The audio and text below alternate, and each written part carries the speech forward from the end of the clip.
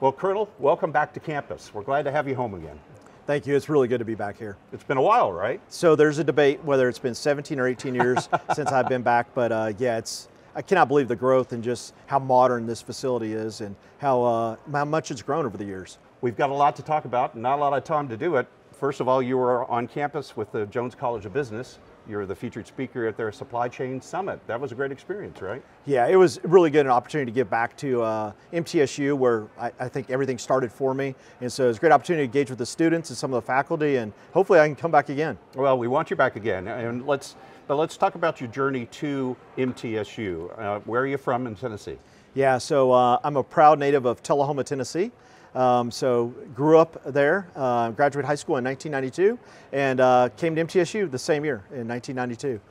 So, you know, what drove me to MTSU was I wanted to go to school, but be close enough to home where, you know, I could still feel that home of Middle Tennessee. And so this was the perfect place for me to start my academic career, and actually ended it in 1996 when I graduated. And you were a cadet in our ROTC program. That was one of your factors too, right? Yeah, so absolutely. I wanted the flexibility of, you know, coming in as a freshman, I didn't know what I wanted to major in. There's a ton of opportunities here. And they had ROTC as well, so the Reserve Officer Training Corps, which was a calling I had. I wanted to serve, and it gave me opportunity to do both, study something I was interested in, and also be commissioned in the Army when I graduated. And a great record of service, retiring recently as a colonel, correct? Yes, so I did just over 24 years and retired as a colonel. Well, and in that you found yourself in logistics. Talk about how that became your option in the Army. Yeah, and so it didn't start out that way. And so I remember this distinctly. My professor of military science brought me in and said, hey, Cadet Swartz, you're being assessed as a quartermaster officer. And I said to him, I was like, hey, sir, what's a quartermaster officer? I didn't know what it was. And he goes, hey, they do like supply.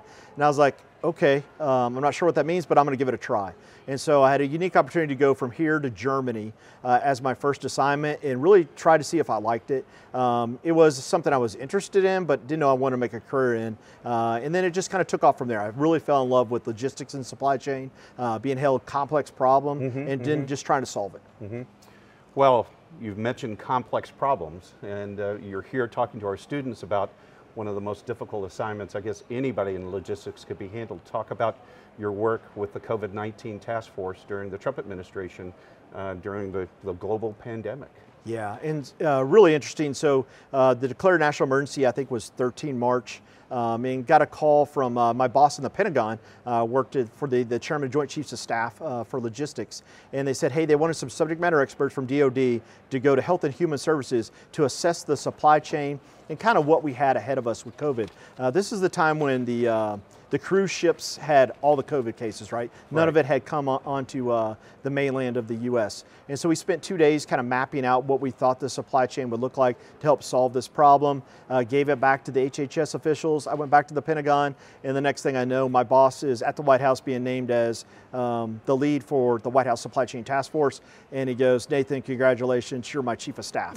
And so, yeah, it was an interesting day. Wow. But yeah, it was a real unique opportunity to work in that field. I was so impressed, and I know our students were, when you showed this timeline, and I've got it in front of me here.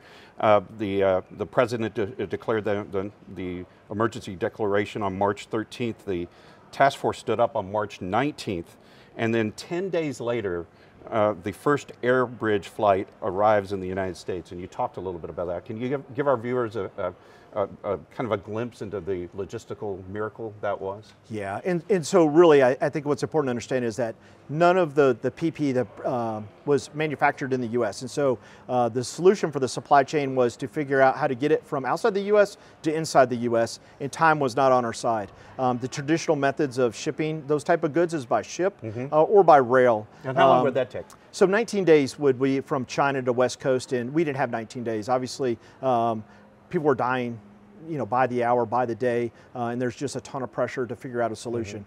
And so what we were able to do is stand up Project AirBridge, and Project AirBridge was simply the US government purchasing aircraft, going to the manufacturer and flying it from there to the hot spots within the US. And the hot spots being defined as places where the PPE was most needed by the medical professionals to help, you know, flatten the curve, which was one of our objectives back then. You described it, the miracle of getting competitors in business to work together for the common good of the nation.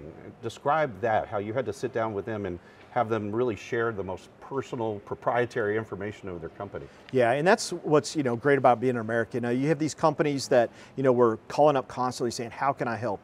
They're not in the PPE business. They're not even in the medical profession. Calling them, say, "How can we help have a whole of America response?" And so, yeah, we teamed up with companies like Hanes to make masks. Something they traditionally did not do.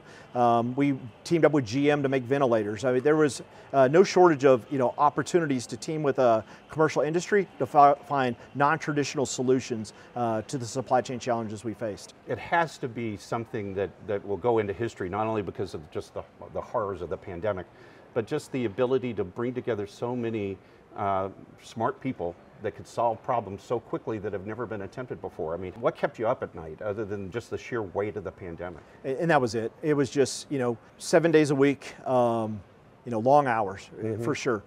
Coming back, and we didn't know what COVID meant.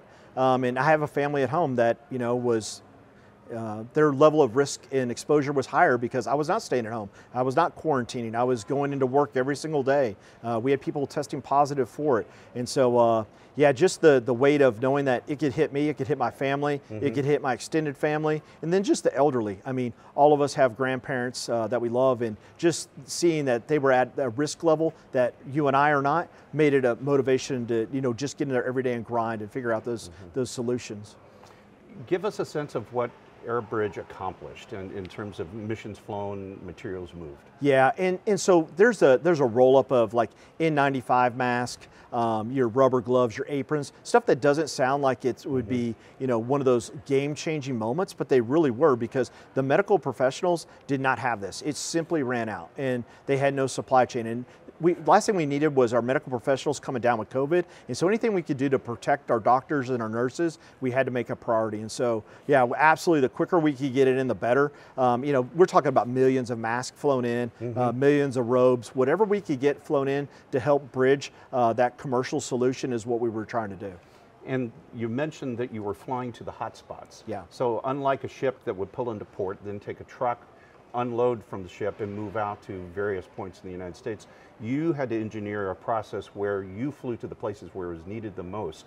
Not only for COVID, but also you mentioned in the discussion, you had to make sure that the other non-COVID medical situations had to continue on, right? Because you couldn't rob Peter to pay Paul, I think you put it. Yeah, absolutely. And so, in supply chain terms, we call this throughput. We're taking it from the source directly to the consumer. And so that's what we're going to do. The least amount of touches that we can have allows us to expedite that supply chain. And so that's what we were doing. And so we teamed up with the medical distributors, which there's 6 major ones in the US, and we realized that they understood their supply chain, they understood their demand, they understood their customers better than we ever would. And so our opportunity to team with them to allow them and facilitate their movement of the PPE was the solution. There wasn't going to be a national level supply chain solution, especially when you're talking about the continental US in so many different hospitals, so many different cities. And the hotspots were backed by data. And so Dr. Burks and her team would identify hotspots where we knew the next breakout was going to happen. And so we would lift and shift. And sometimes we'd have an airplane that we knew was going to, let's say, Chicago, and we thought New Orleans was going to be the next hotspot. We had the ability to shift that plane over, where in your traditional supply chain, you're not that nimble, not that flexible, what we were in this case, because we had to be. The resources involved in something like this, you mentioned it was you could round it up or down, $1 million a flight, right? Right. And how many flights? So I think by the time I left, we were at 200. Wow. And once we got to 200, the supply chain was starting to mature a little bit. And what I mean by maturity is they have enough product coming out with the traditional way of transporting it, whether it be by ship or rail or road, where air wasn't the only option. When we first started, air was the only option. And so that's why you're going to see a high price with that, because that was the only option that we had. And you had a crisis. You had to move. You had to move quickly. Well, you mentioned eventually you weren't going to PPE your way out of this situation, and the logistics challenge moved to Operation Warp Speed, and that was a transition point for you too. Was it around that time you stepped away from the Army and moved into the private sector. Yeah, and so what, I had a pretty successful career up until that point, and I knew I wanted to try something different. I love supply chain, I love logistics, and really what the COVID-19 task force showed me is I had developed a skill set through what started at MTSU, gone through graduate school, got all these skills over 24 years. It translated really well to the civilian world, and so I wanted to test myself. And so there's some opportunities that came up, and one of the opportunities that's new is called Skill Bridges. It's DoD sponsored with U.S. Chamber of Commerce, and it's a program called Hiring Our Heroes, and they basically take people like me that are veterans and say, hey, we'd like to place you with a company and let you try it out, see if it's a good fit. Amazon recruited me as part of that process, and I was able to join Amazon's corporate team through the Hiring Our Heroes Fellowship straight out of that opportunity with the White House Task Force. We're proud to work with Amazon here on campus through the Daniel Center. It sounds like in a similar program where we're reaching out as part of their veteran hiring initiative, and I know it's very impressive. You mentioned that Amazon has a goal of hiring. Yeah, I think it's 120,000 by 2024, and I'm super proud to help the veterans translate over. And Amazon's leadership principles are so tied to the military culture that our veterans have, and so it's a great fit. And the more I'm able to help them, bridge that gap and understand that those skill sets that they have translate into companies like Amazon, the better, because they absolutely can do it. I think it's sometimes just understanding and dipping your waters and your toes in the water that you don't understand. Once they see it, they're like, oh yes, I can get behind this. Wow.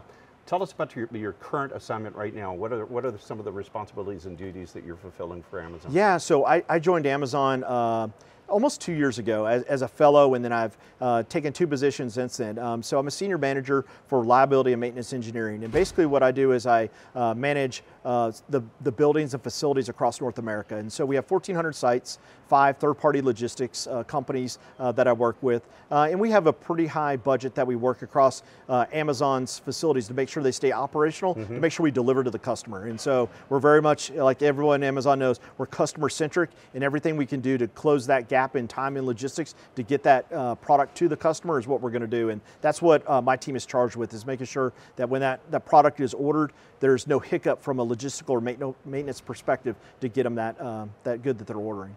It strikes me your work with the COVID-19 task force and this relatively new role in Amazon is that you're kind of always in logistics charting new courses, right? I mean, in the conversation you had with the students, you talked about the ability just to be a grinder, grind it out. How is that one of the things you look for when you're hiring for these jobs? Is if folks that basically can just keep on plugging away at it, right? Yeah, and I think you're a creature of the environment you came up in. And so at MTSU, I was a full-time student. I was an ROTC cadet. I had a social life, I was in a fraternity, and I worked, right? And that's 4 things that are competing interests, that work-life balance, and you learn that grit at an early age, and then it just translates through. And I think that's super attractive when we're looking for upcoming talent, is that they not only have that operational experience, like the grind and the grit of every day, they have the educational perspective, and they're able to have that work-life balance. And so the grit is what I'm super attracted to, because all of us are going to have hard opportunities that we have to work our way through, and the people that have had a little bit of scar tissue and grit, I think really rise to the occasion. Wow. What advice would you give someone who's looking at supply chain as a career, they want to get their foot in the door? How do they proceed? If you understand the supply and demand, the stuff that we were talking about, understanding data, how to invent and simplify in order to solve those complex problems, I think that is the key, getting in and making sure you have the blocking and tackling down, and then get your foot in the door. You don't have to go for the job that is your dream job. Get in there and understand and master the basics, and then you can work your way up. Well, Colonel, welcome back to the campus of Middle Tennessee State University here in the Student Union Building. Yeah. It's a pretty impressive place, right? You talk about logistics of this place, 10 years old. Yeah, it looks brand new, by the way. And they've done a great job, and you did a great job with the summit. Thanks for joining us. Yeah, thank you.